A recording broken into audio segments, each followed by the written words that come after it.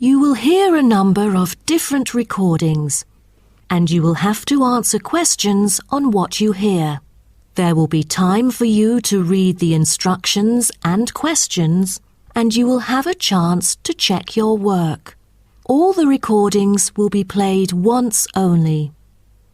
The test is in 4 sections.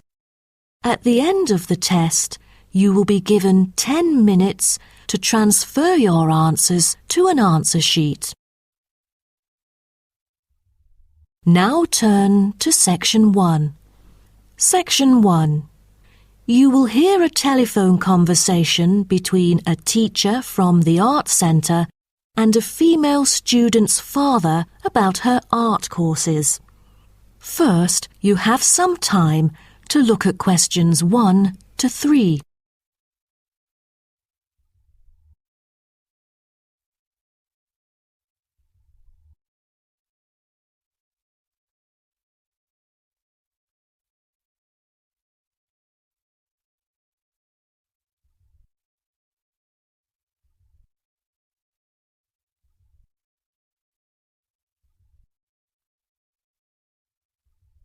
You will see that there is an example which has been done for you.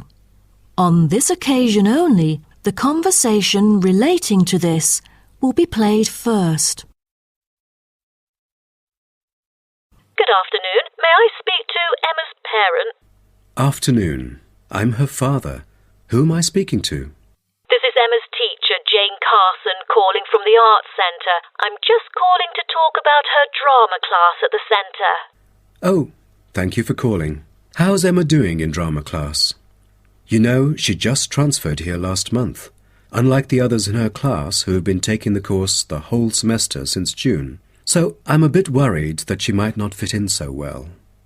The father says his daughter Emma has been taking the course since last month, so C has been circled as the answer. Now we shall begin. You should answer the questions as you listen, because you will not hear the recording a second time. Listen carefully and answer questions 1 to 3. Good afternoon. May I speak to Emma's parent? Afternoon. I'm her father. Who am I speaking to?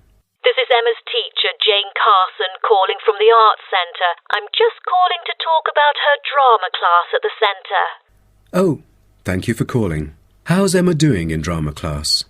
You know, she just transferred here last month, unlike the others in her class who have been taking the course the whole semester since June. So I'm a bit worried that she might not fit in so well. There's no need to worry. She exhibits a strong performance in her drama class. Is that so? Yes, she didn't adapt to the new environment as quickly as I originally expected, and seemed a bit shy at first, but a few days later she made a couple of friends and became more talkative and also more involved in class. Emma really is a role model for others because she has always been an active participant during class. She voices her own ideas and is very creative. I didn't expect that, but I can tell that she really enjoys the course because she's been talking about it at home frequently these past few weeks. That's great to hear. Interest is always the best teacher. I also have to inform you that there's been an adjustment in the timetable of the drama class next term. Why is that? It's not that the music room that we currently use isn't available. As there are too many enrolling for the coming semester, increased class size means that space is limited to house the whole class. Also, the new classroom we use is not available during the current time frame, so I'm afraid we have to change the time for it. I see. So when would it be? As you know, the current class begins at 3:15, but the new time of the drama class would be 4:45. I'm afraid I have errands to run during that time. On the other campus, the class still begins at 3:15, but for the campus Emma goes to, it is the only time available for drama class. Oh, I see. I have to make adjustments to my course schedule then. No problem. Before you hear the rest of the conversation, you have some time to look at questions 4 to 10.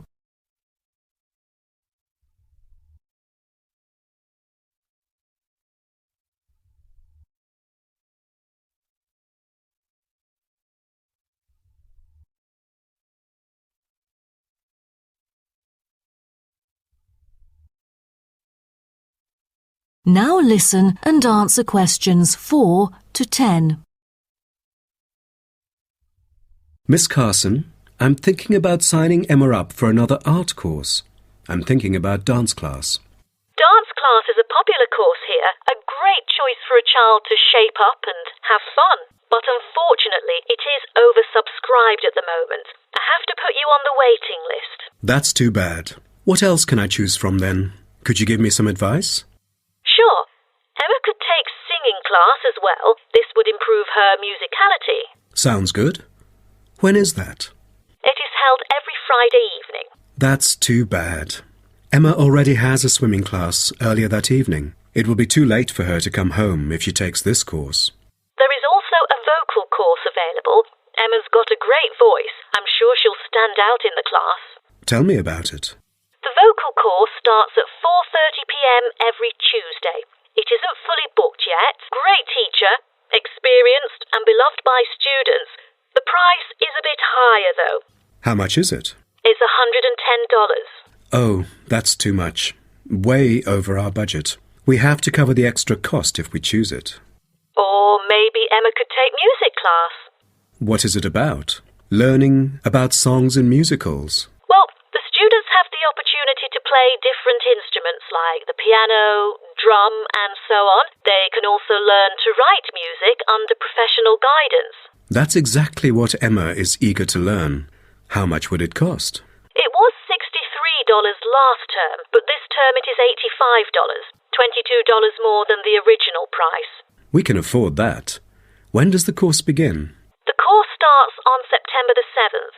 Can we start 1 week later, on September the 14th? My daughter will be on a trip to France with her mum on the 7th. No problem, and the teacher for the class is Jamal Curtis. Just contact him if you have any further questions regarding the course. Jamal Curtis? How do you spell Curtis?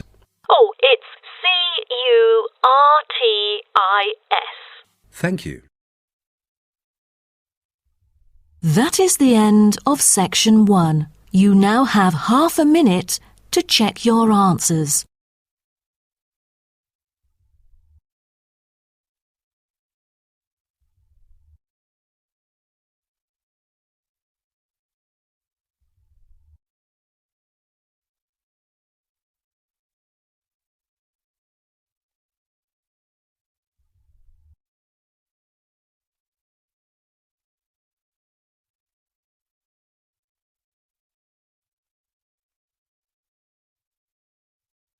Now turn to Section 2.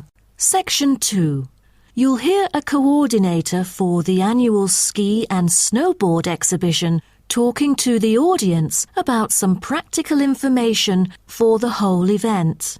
First, you have some time to look at questions 11 to 15.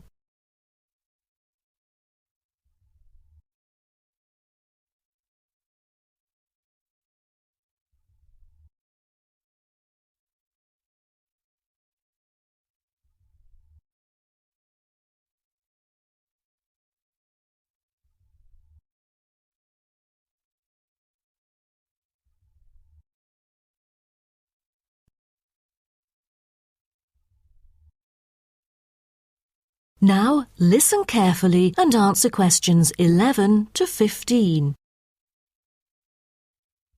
Good morning, everyone, and welcome to the annual ski and snowboard exhibition held from April the 8th to 17th. I am Mary Granger, coordinator of the event this year.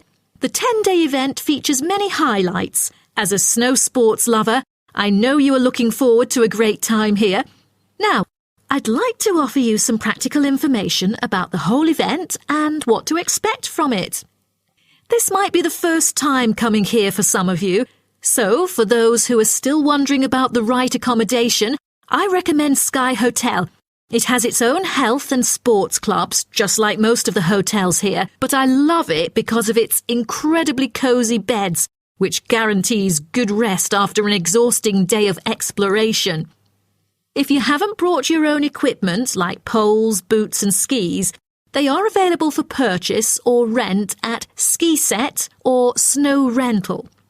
The exhibition this year provides a colourful look into the history of skiing and an inspiring peek into the future prospects of the sport. Apart from the fascinating photo exhibitions and the most up-to-date skiing gear like always, this year we have added 4 computers which can imitate the process of skiing, ensuring the same physical activity and sensations that appear during the skiing process on downhill slopes. But I have to warn you that it might be quite time-consuming to line up for the free trial experience. Many have posed the question as to how to enter the skiing and snowboarding competition. Well, rather than filling out the back of the entrance ticket or bombarding the committee with emails, the most effective method is by checking out the exhibition newsletter delivered every month for availability. At the most beloved local event, the exhibition has also drawn attention from the press. Last year, massive media coverage was on the worrisome amount of snowfalls. In order to avoid the same predicament, several artificial skiing slopes have been built.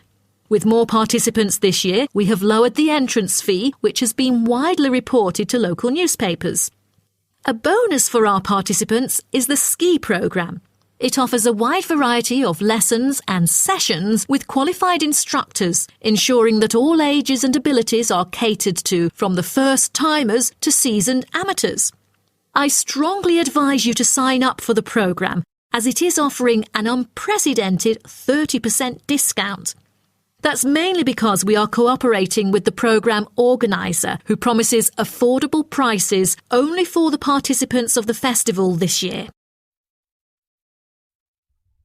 Before you hear the rest of the talk, you have some time to look at questions 16 to 20.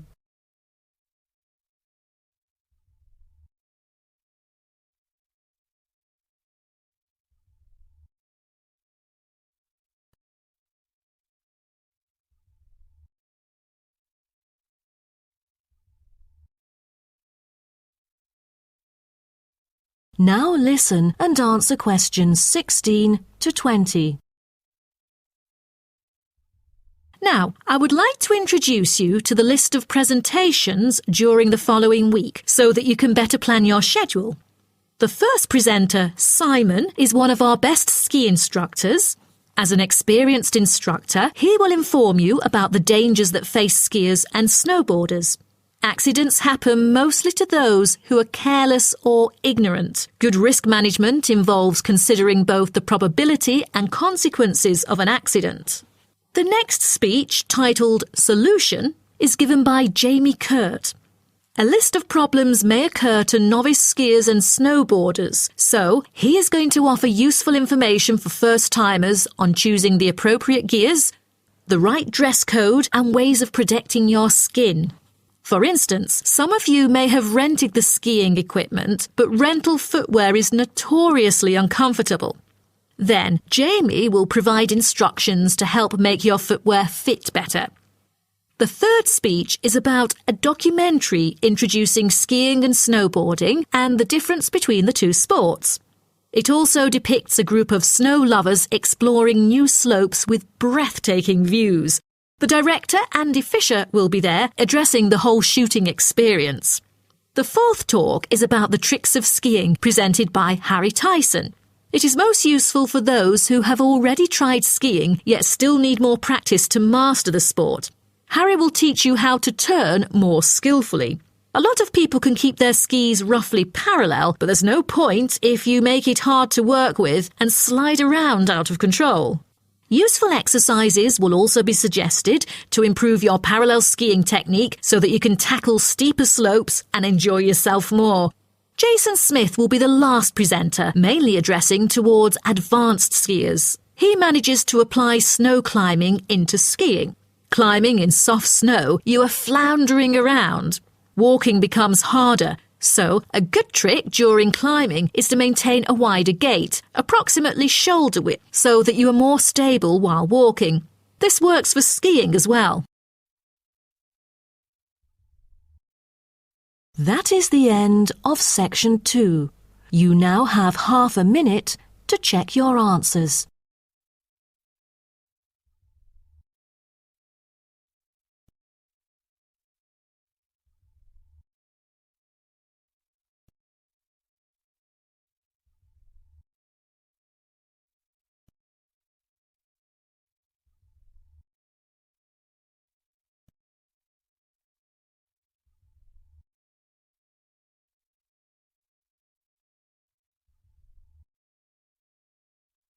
Now turn to section 3. Section 3. You will hear a student called Jerry discussing a pedagogy course with his tutor. First, you have some time to look at questions 21 to 23.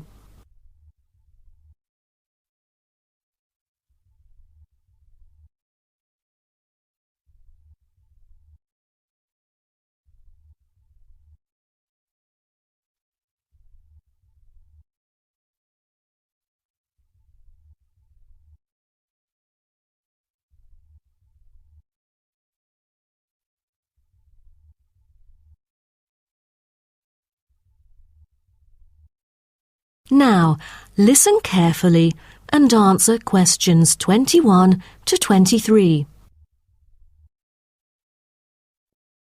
Jerry, how did it go with preparing your lessons? Is there anything you would like to discuss? Well, this is actually the first time that I have ever taught in an elementary classroom. After 8 years of learning pedagogy, I want to practice what I've learned in an instructive manner. But I'm a bit stuck right now. The topic I want them to research is a bit hard for pupils. I'm afraid that they won't be able to handle it on their own. So I need new ideas on designing more effective teaching methods. Mr. Carter, do you have any suggestions?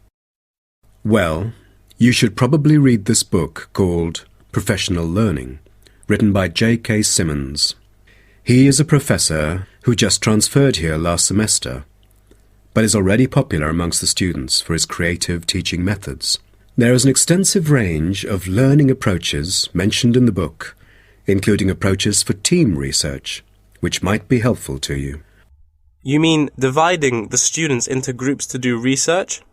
I've never thought of this before. How does it work? Professor Symonds has already demonstrated how efficient this approach can be.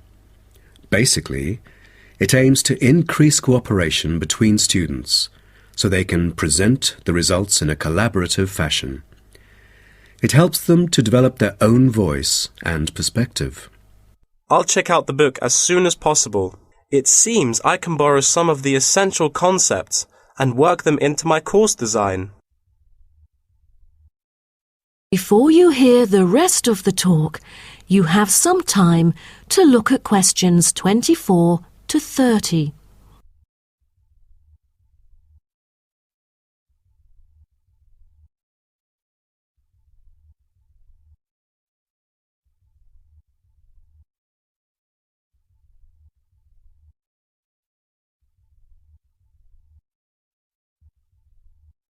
Now listen and answer questions 24 to 30.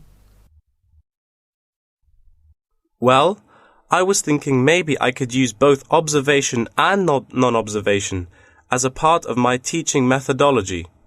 Could you take a look at my teaching plan? Sure. What kind of observational methods do you have in mind? For the observational part, I intend to include 2 approaches. First, the pupils can assess each other's behavior. I feel that reviewing fellow students through criteria-based reference evaluation allows constructive feedback. It can also improve their understanding of the subject material. That's a smart move for a large class that would be hard to observe all by yourself. Also, you might want to get the feedback from several different individuals rather than just one. So how do you plan to carry out the peer assessments? Every pupil will be required to write a diary, which includes group projects, presentations, and in-class discussions. They'll put down their remarks. I'll collect them on a regular basis, which can also help me see whether they can keep up or not. Good. What else do you intend to do? Besides that, I also plan to do video recording. I've already purchased a camera, just in case I miss anything important. I can go back and review their performances anytime I want. Would you record every in-class activity? No, I'll just keep track of an in-class simulation, which would require every pupil to fully participate. Students will act as members of a city council meeting, discussing issues like whether or not prohibition should be instated in the United States. This kind of teaching method is both inspiring and challenging. I can't wait to see how yours works out. Do send me a copy of the assessment afterwards, will you? No problem. So, what do you have in mind for the non-observational approaches? Well, my plan is to quantify the statistics. Numbers do not lie. It is the most direct way to measure their performance. See how well they've learned. Where does the data come from? I'll evaluate the test results, including the midterm, final exam, and pop quizzes, which would only take up about 40% of the overall assessment. Sounds like a lot of tests and assignments. Please remember that you don't want to wear out your students. Keeping them engaged is the key to efficient learning. Once they are exhausted, they just stop trying. Oh, I haven't thought about that. You are right. I don't want to frighten them with tons of assignments and exams. I'll make note of that. Thanks for the advice. I remember last time you mentioned questionnaires, right? That's true, but it is not for my students. In fact, they have to design their own questionnaires and choose the respondents using the internet. As a complement of other teaching activities, it would deepen the creative learning process. Is that all? Oh, the pupils will have to conduct interviews of their own, and for this, they get to choose anyone they like, including relatives, friends, and acquaintances to answer the questions. Seems to me that you have figured out most of your teaching methods, but you still need to polish some of the activities. That is the end of section 3. You now have half a minute to check your answers.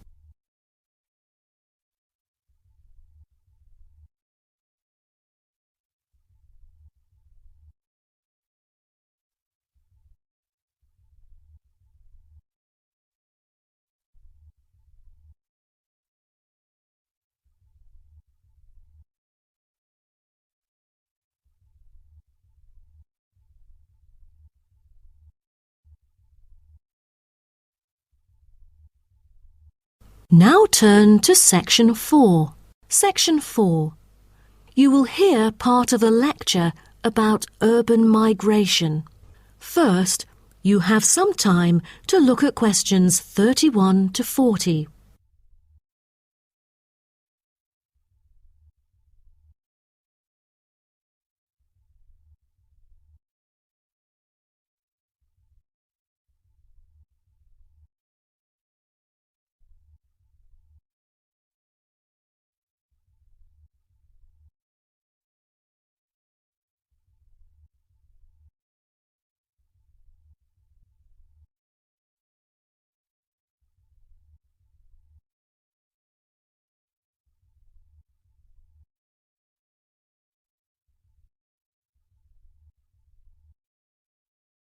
Now, listen carefully and answer questions 31 to 40. Good afternoon, and welcome to my talk on urban migration today. The world has experienced unprecedented urban growth in the recent decades. As much as 3% of Earth's landmass has been urbanized, an increase of at least 50% over previous estimates. Today, people living in cities already outnumber those in rural areas, and the trend does not appear to be reversing. In addition, cities have larger amounts of carbon consumption than rural areas. This is a result from two major aspects. First, with the increase of urban population around the world, the massive construction of urban infrastructure and residential housing is hard to avoid. Second, urban households have a higher rate of car ownership and use more gasoline products. Even though rural exodus is often negatively judged, there are also benefits of migration shared by the local environment and the society as a whole. Well, firstly, global trends of increasing urban migration and population urbanization can provide opportunities for nature conservations, particularly in regions where deforestation is driven by agriculture. As rural dwellers leave their homes, local forests are left to recover. What's more, it is easier for city dwellers to get around. Living in the country means transport can be very difficult. For instance, after midnight there are no buses or taxis in the countryside. However, there is still a number of public transport modes to choose from in the city. Finally, with more funds and advanced technology, cities endeavour to produce clean energy. New power plants have been built to take harmful methane gas created by the decomposition of rubbish and convert it into electricity. By doing so, an important greenhouse gas is turned into useful energy rather than being directly emitted into the atmosphere. The hustle and bustle of city life offers women the opportunity to explore different professions and pursue their own careers. Women in cities work as engineers, managers, and even football players. This change of roles has affected their marital status and family life. More women are choosing their careers over marriage, which raises the graph of late marriages. As a result, more are remaining single well into their late 30s. They want to be independent and earn money on their own. It is also easier for them to get a promotion while working in the city. Women are slowly achieving wider participation at work, while in rural areas the mindset is still very conservative.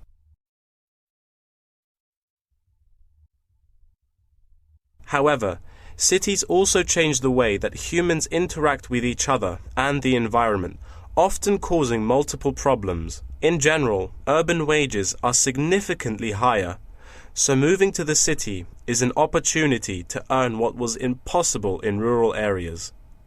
However, the wage difference is often offset by the higher cost of living and absence of self-produced goods, including subsistence farming. A sizable proportion of new corners attach greater importance to money and gradually abandon their former way of life, thus risking losing their culture.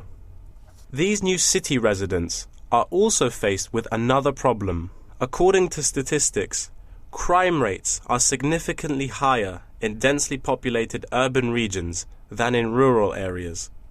For instance, property crime rates in our metropolitan areas are 3 to 4 times as high in comparison to the rates in rural communities. Immigrants, upon arrival into cities, typically move into the poor, blighted neighborhoods because that is where they can afford to live. Crime in these areas is high and reflects poor living conditions, as these neighborhoods experience great levels of poverty. This pattern also occurs for violent crimes, which is much more common in large urban areas than elsewhere. In addition, traffic congestion and industrial manufacturing are prominent features of the urban landscape, which take their toll on the natural environment and those who depend on it. Air pollution from both cars and factory emissions affect the health of countless urban residents. Rural to urban migration can boost the urban economy. With a better economy, cities provide their residents with better welfare, but the concentration of services and facilities such as education, health, and technology in urban areas inevitably contributes to greater energy consumption. Another problem with life in the city is traffic congestion. It makes people late to work and thus stresses us out before we even get there. Deliveries can't arrive on time, gas costs money. The quality of life of those commuters starts to decline. What's worse is that if congestion makes it harder to match the right workers to the best jobs, it is economically inefficient as well. That is the end of section 4. You now have half a minute to check your answers.